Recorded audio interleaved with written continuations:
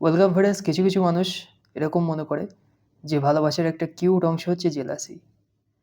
একটা কাপলস রয়েছে, তাদের ভেতরে পার্টনার একে অপরকে জেলাস ফিল করছে বিভিন্ন কথাবার্তা বা কাজের মাধ্যমে, যেটা জেলাস ফিল করাচ্ছে। তাহলে ব্যাপারটা হচ্ছে কিরম হচ্ছে যে তারা মনে করছে তাদের ভেতরে একটা কেমিস্ট্রি তৈরি হচ্ছে, বা একটা সার্টেন রেসপেক্ট তৈরি হচ্ছে, একটা সেন্সেশন তৈরি হচ্ছে, একটা কিউটনেস তৈরি হচ্ছে, এবং এটা একে অপরের প্রতি ফিল করছে।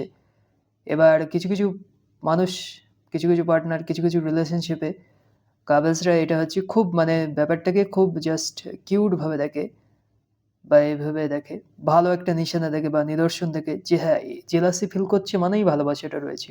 কিন্তু এই কথাটা হচ্ছে কতটা যুক্তিসঙ্গত? জেলাসি একটা ইটসেলফ ইজ এ টক্সিক ট্রেট। একটা মানুষ যদি সিকিউর হয় তাহলে সেই মানুষটা কি ক্ষেত্রে জেলাসি ফিল করবে, বা জেলাসি ফিল করাই লাগবে কেন তার পার্টনারের প্রতি?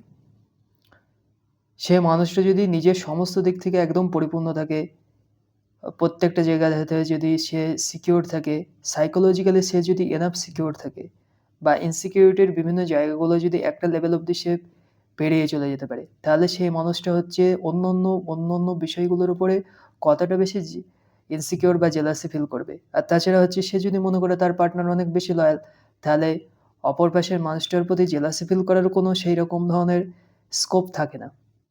কিন্তু তবু আননেসেসারি কিছু মানুষ ভাবছে যে না, অন্য একটা পার্টনার যদি এনাফ জেলাসি ফিল না করে তাহলে তাদের ভিতরে ফিলিংসের একটা সেই ডায়নামিক্সটা তৈরি হয়নি। কিন্তু এই কথাটা কতটা যুক্তিসঙ্গত কোনোভাবেই হচ্ছে কিছু কিছু মানুষ বুঝতে পারে না।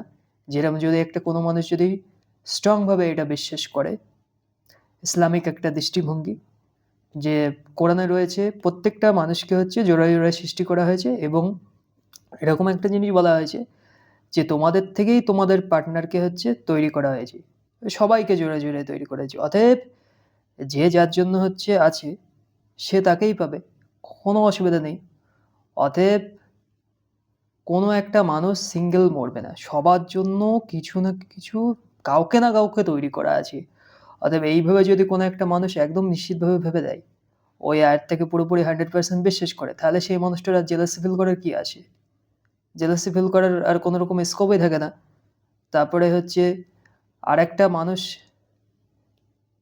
তাকে কতটা জেলাসি ফিল করালো, কতটা ইনসিকিউর ফিল করালো, সেসব দিক থেকে সে অনেকটা সিকিউর থাকবে, কারণ সে ওই আয়াতটা মেনেই নিয়েছে। কারণ যে মানুষটা তার জন্য থাকবে সে তার জন্য থাকবেই, তাকে আর এইরকম বোকা বোকা জেলাসি ফিল করাতে হবে না ভালোবাসে কি ভালোবাসে না এরম জিনিসপত্রগুলো বোঝানোর জন্য। কারণ সে জানে আমার ভাগ্যে যে জোড়াটা আছে সেটা রয়েছে, আর আল্লাহ নিজেই আমার জন্য কাউকে তৈরি করে দিয়েছে। অতএব যে আমার জন্য পারফেক্ট সে আমার জন্য পারফেক্টই থেকে যাবে। তো ইটস এনাফ ফর দেম। এটাকে আর এক্সট্রাভাবে কনভিন্স করার কিছু নেই। অর্থাৎ সেক্ষেত্রে মানুষটা অনেক বেশি সাইকোলজিক্যালি সিকিউর থাকে আর খুব বেশি জেলাসি ফিল করে না। এবার এরকম কিছু টক্সিক জিনিসপত্র যদি করা হয় তাহলে অন্য পাশের মানুষটা হচ্ছে খুব বিরক্ত ফিল করে, খুব বোকা বোকা লাগে জিনিসপত্রগুলো, এবং তারপরে হচ্ছে সেটা নিয়ে অনেকটা প্রতিবাদও করতে পারে যে এটা কেন করা হচ্ছে আমার সাথে। কারণ এই যে সমস্ত জিনিসপত্রতে সে এন্টারটেইন হচ্ছে না, সে একটা পার্টনার কেন খুঁজছে? মানসিক শান্তির জন্য। এবার অনেকে মনে করে কি আননেসেসারি ড্রামা ক্রিয়েট না করলে হচ্ছে সেখানে সেই স্পার্ক বা কেমিস্ট্রি তৈরি হচ্ছে না। অনেক সময় হচ্ছে ভালোবাসাটাকে পানসি মনে হয়, যদি একটু ঠুকোঠুকি না বাদে, একটু হচ্ছে সেরম ধরনের একটু ওঠানামা বা টানাপোড়েন না হয়, তাহলে হচ্ছে ঠিকমতো কেমিস্ট্রি জমছে না। তো ব্যাপারটা it's not all about chemistry, it's all about the mental peace, যেটা হচ্ছে তুমি তাকে প্রোভাইড করছো। কারণ সে কেন এসছে তোমার কাছে? একটু মানসিক শান্তির জন্য। সে নিশ্চয়ই আননেসেসারি ড্রামা চাচ্ছে না তোমার লাইফ থেকে, বা কোনো টক্সিসিটিও চাচ্ছে না, বা টক্সিক ট্রেটও তুমি তো এর ভেতরে হচ্ছে ক্যারি ফরওয়ার্ড করো, সেটাও সে চাচ্ছে না। সে একটা স্টেবল রিলেশনশিপ চাইছে।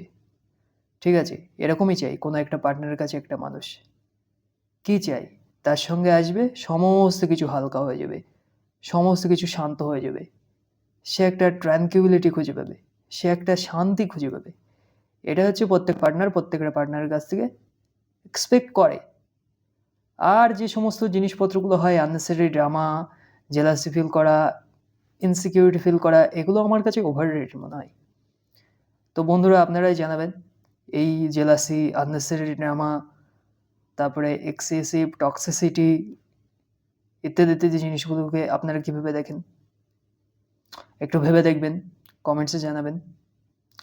সো সবাইকে হেলদি রিলেশনের জন্যে উৎসাহ করছি যেন রিলেশনশিপ সবারই হেলদি হয়।